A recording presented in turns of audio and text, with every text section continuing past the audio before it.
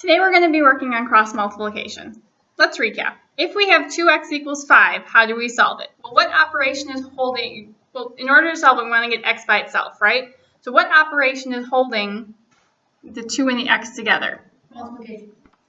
Right. So how do we get rid of multiplication? What operation do we have to use? What's the inverse operation of multiplication? Division. So if we divide both sides by 2, what happens to 2x divided by 2? 2 over 2 cancels to 1. So that's basically, you're basically saying what?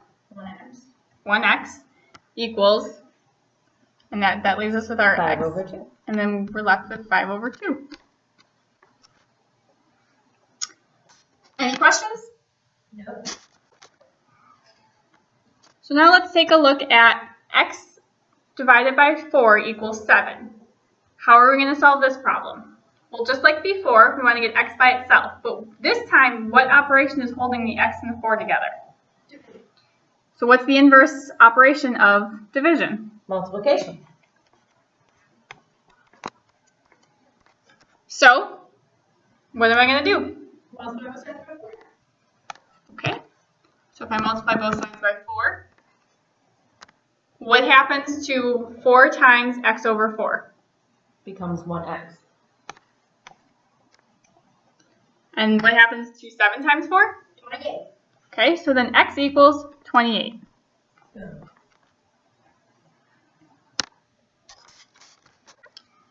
So now we have a problem with 2 fractions. Yes, it will be a little more complicated. When you want to solve something like this, what do you think you're going to want? What do you think we want to find with these 2 problems? I'm guessing we just still want to get x by itself. Yes, we still want x by itself. But you have a lot of fractions in there. We do, And they're ugly. and they are. But didn't we just get rid of the fractions up top and like multiply by stuff? We did. Okay. So you want to try that? Sure. Okay. So, how are we going to get x by itself here? Well, we could multiply by 3 Why? because right now x is being divided by 3. And what did we say the inverse operation of division was? Multiplication. Right. So you have x over 3 equals 12 over 9.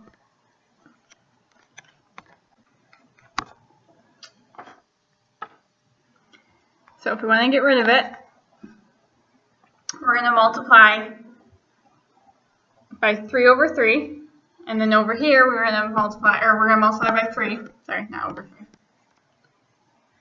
And we're going to multiply that side by 3. So 3 times x over 3 gets us, 1x. and 12 over 9 times 3 gets us, 36 over 9. okay. So if we have 36 over 9, does 36 go into 9? Yeah. How many times? 4. So what does x equal then? 4. X equals 4. Nice. Very nice. Cool. So if we now that we know what our x is, if we put that back into the problem, you have 4 over 3 equals 12 over 9. Do you think maybe there's a way to see if that's true or not? Put in your calculator. We can't put it in our calculator, but I'm not going to let you do that. So, Well, 4 times 3 is 12 and 3 times 3 is 9. okay. So if I multiply both sides by 3 over 3, I get 12 over 9? Mm-hmm. Okay, that's one way to do it. What's another way? You're Let- the teacher. Let me show you a little trick. You can do something what we call cross multiplication. So you're going to take this numerator and multiply it by that denominator, and this numerator and multiply it by that denominator. So, what is 4 times 9? 36. And what is 12 times 3? Hey, that's 36 too. That's 36 too. So wait a minute. When you like find x and then you like plug it in later, isn't that checking? Yes. Do I have to because it doesn't Yes. say that I have to check. You should always check. Are you gonna like, take points off if I don't? Yes. Fine. You stop. I'm okay with that. I'm okay with that too. Break my heart. Just finish the numbers.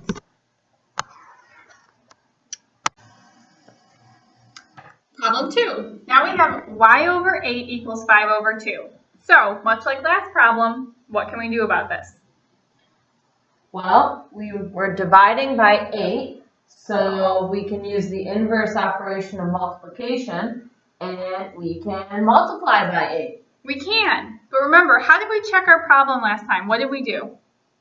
We did that cross thingy. Right, so if I knew that, in the first problem I had 4 over 3 equals 12 over 9, and we cross-multiplied to check it, do you think I can cross-multiply to find the answer in the first place? Why not? Let's try it. So, like I said, this is how you're going to multiply. So what is 2 times y? 2y. Okay. And what is 5 times 8? 40. Now what do I have to do? Well, 2 is attached to y by multiplication, so we need to divide. Okay. By what? 2. So what happens to the 2y divided by 2? Cancels 2 1. Okay. And what happens to 40 divided by 2? 20. So you're telling me I don't have to do the whole multiply, I just cross multiply. You can just cross multiply. You can. Is it okay if I do it the long way though? If you really want to do it the long way, that's perfectly fine. If you want to save yourself some time, you can use this step also. Aren't they essentially the same? I said yes. One's just a little longer, but some people are more comfortable. They understand why one works over the other one, so that they'll, it's up to you which one you want to use.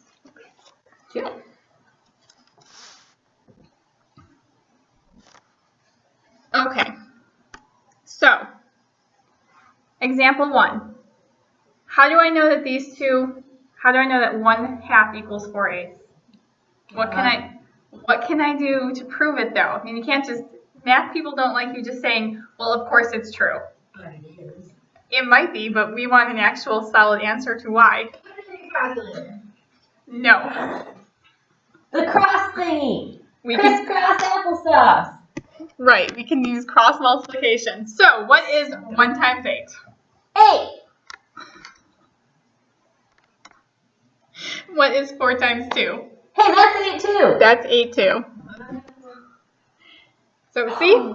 They're the same. If I really wanted to, I could multiply, both sides by, this side by 4 over 4 and get 4/8, but I can also just cross multiply and it's a lot easier. Oh. Okay, so.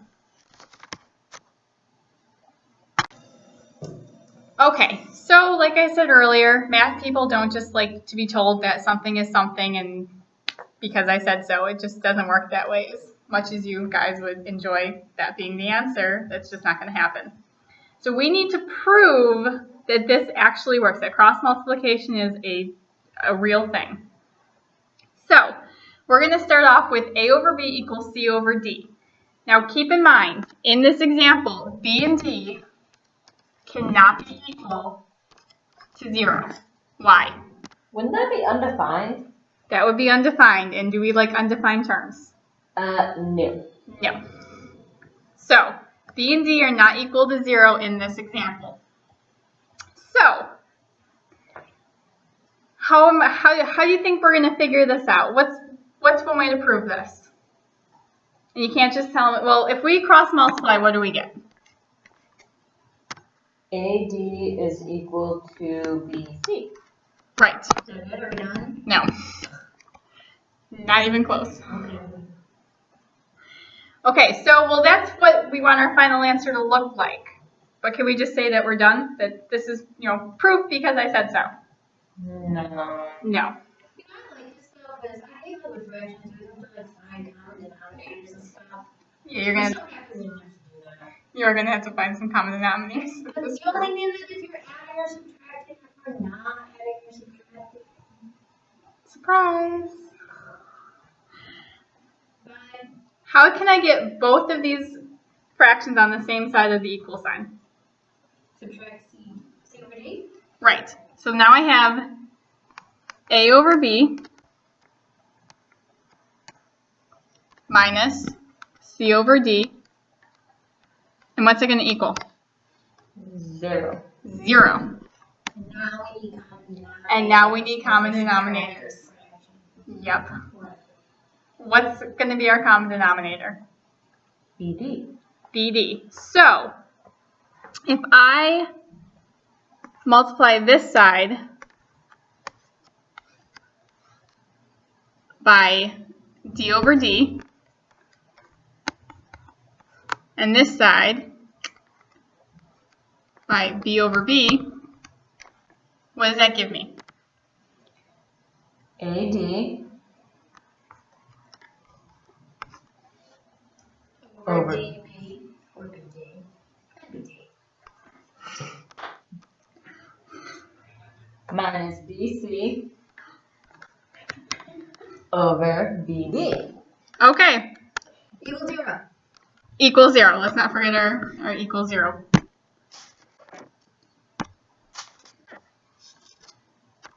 So, if we have AD minus BC and they're both over BD, what can we do? Smush them into 1.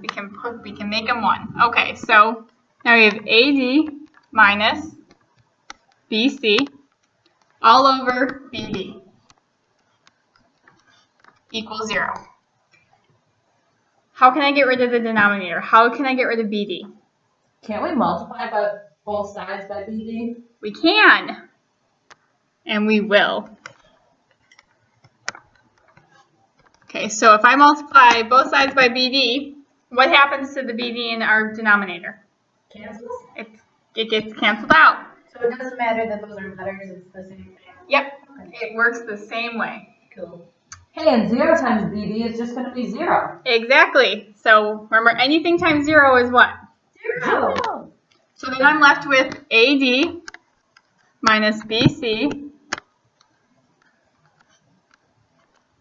equals 0. Oh, so if you just add BC over, that's like the same. I like the problem. It's just done. Yes, but you need to be able to prove it. But yes, so now we add BC to both sides, and we have AD equals BC. Done. And Done. that's the same as what we got when we cross multiplied. It is. But like I said, you want to be able to prove something, which is what we just did. Woo. Woo! Any questions? Nope. See you in class tomorrow.